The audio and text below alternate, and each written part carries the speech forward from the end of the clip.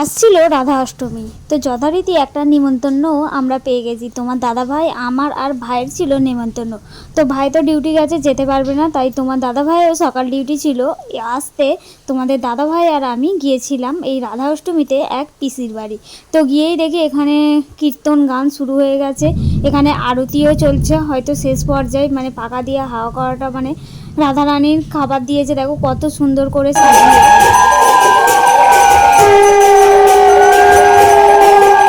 উলুধ্বনি আর খোল কীর্তনের আওয়াজ তো সবারই ভালো লাগে। এই দেখো পুচকু সোনাটাকে দেখে আর থাকতে পারলাম না, কোলে নিয়েই নিলাম।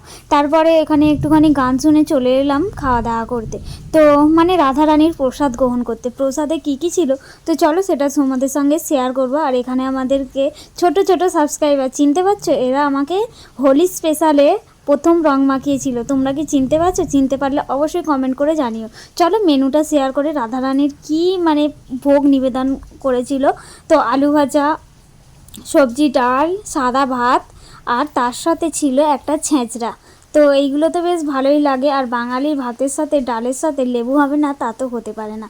ছেঁচড়াটা কিন্তু খুব সুন্দর টেস্টি হয়েছিল। তার সঙ্গে ছিল চাটনি, পাঁপড় আর পায়েস, মিষ্টি। এইগুলো আর ভিডিও তুলতে আমি পারিনি। তো সবজি দিয়ে ভাতটা নিয়ে গালে দিলাম অমৃত। তারপরে এখানে এসে দেখি কাকিমারা সব প্রসাদ সবাইকে হাতে হাতে দেবে, সেইগুলো গুছিয়ে রাখছে। আমাকেও বললো একটুখানি হেল্প করতে, আমিও একটুখানি বসে বসে হেল্প করলাম। আর বলছে এই বউটা খালি কাজের ফাঁকে সারাক্ষণই খালি ভিডিও করতে। আমি বলি এটাই তো আমার কাজ, তাই না?